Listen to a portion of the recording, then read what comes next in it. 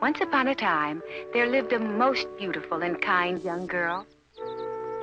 But fate had not been kind to her, and she led a most unhappy life. For you see, her mother had died when she was still a baby, and her new stepmother was most cruel and unkind, forcing the young girl to do all of the housework without ever offering to help.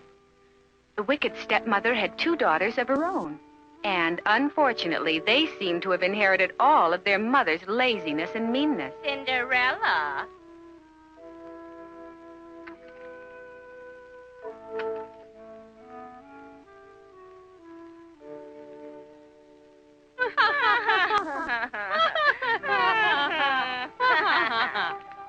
Every evening when she had finished cleaning up after her stepfamily all day, she would go into the kitchen and sit by the fireplace. The warm glow of the fire seemed to relax her and renew her strength after such a long, hot day. But her sisters laughed at her and began to call her Cinderella because her clothes were always flecked with the ashes of cinders from the fire.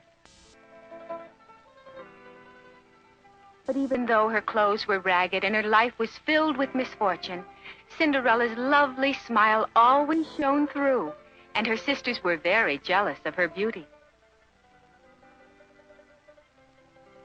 One day, a courier from the castle delivered an invitation to a grand ball to be hosted by the handsome young prince of the land.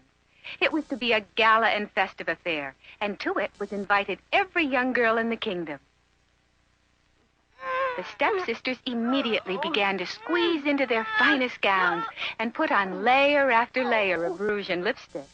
After all, there was always the chance that they might catch the young prince's eye, and if they were really lucky, he might even propose.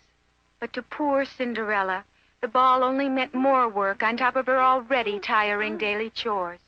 Why, her sisters couldn't possibly get ready without her help. Cinderella wanted to go to the ball, but what would she wear? She didn't have a single gown that wasn't torn or singed by the cinders, and her selfish sisters would never let her borrow one of theirs.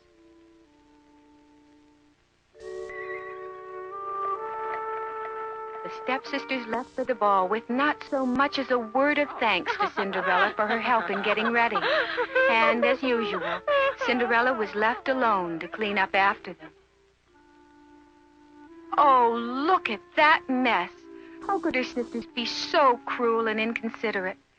Just once, Cinderella wanted to dress up and go to a party, to dance and have a good time like all the other girls her age. How could her sisters be so cruel and inconsiderate?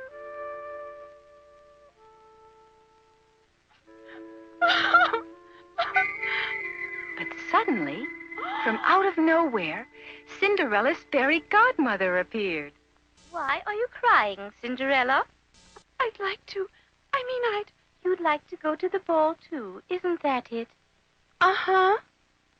Well, then, dry your tears. I think I may be able to do something about that, dear.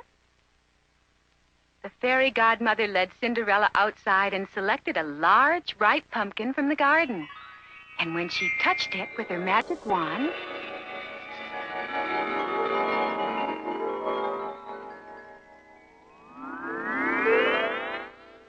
Why, it's a carriage.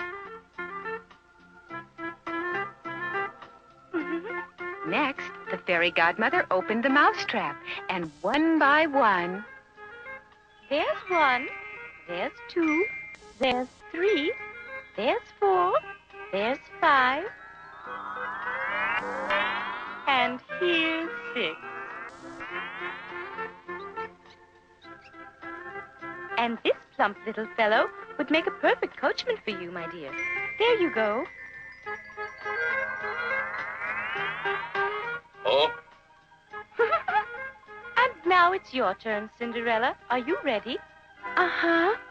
For Cinderella, a gown of silk and velvet. Oh! Oh! Oh! Oh!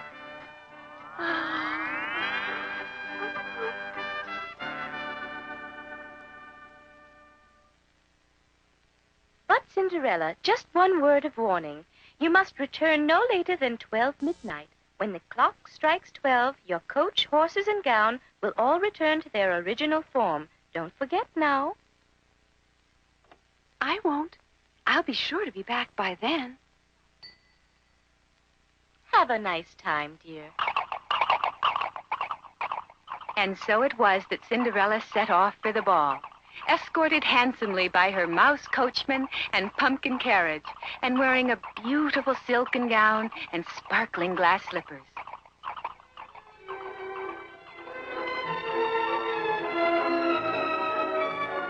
The loveliest girls in the kingdom were at the ball, and they were all dressed in their finest gowns, and each one in turn had a chance to dance and talk with the handsome prince. But still his heart was heavy, because he was unable to find the right girl to make his bride. But then, Cinderella had arrived at the ball. Ah! Huh? As Cinderella made her entrance, all eyes were turned in her direction. Never had the prince seen anyone so lovely. Who was she? Where had she come from? No one seemed to know.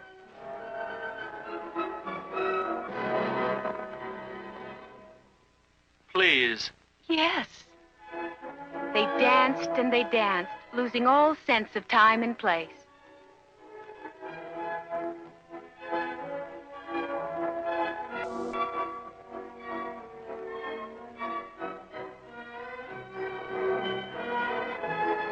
It was as if they were alone, forgetting about all the others at the ball.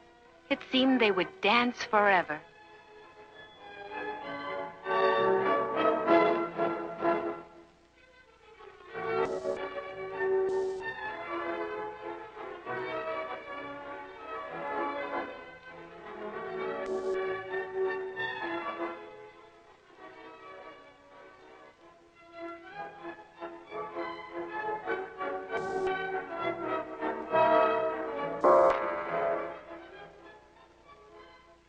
Ah! It was 12 midnight. Cinderella had lost all track of time. What is it? Wait! Come back! Wait! Stop her! What? Huh? Stop! Please wait!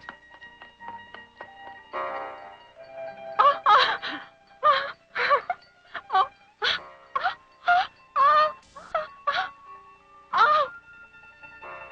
Cinderella had to get out of the castle before her gown turned once more to rags.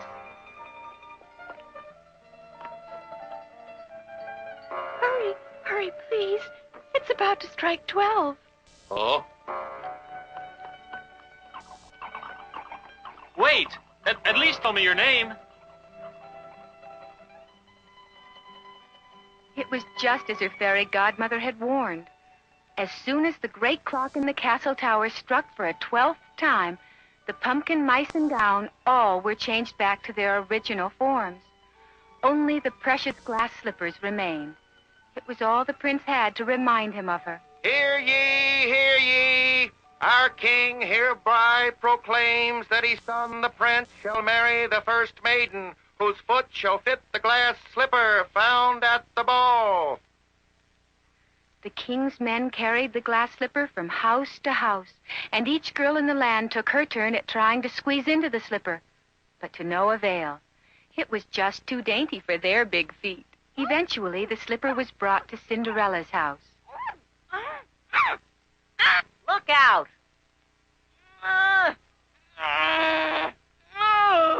Finally, it was Cinderella's turn.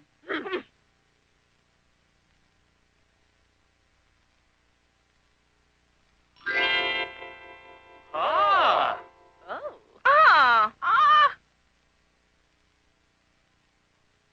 There was no doubt about it. Cinderella was the girl from the ball. Cinderella was then taken directly to the castle.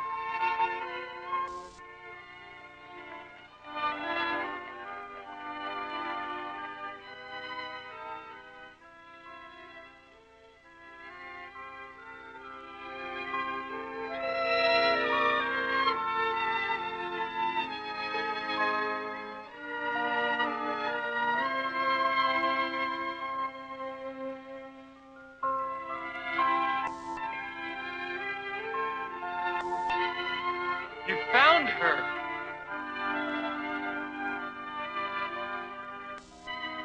The handsome prince had at last found his true love. And their wedding was proclaimed throughout the land.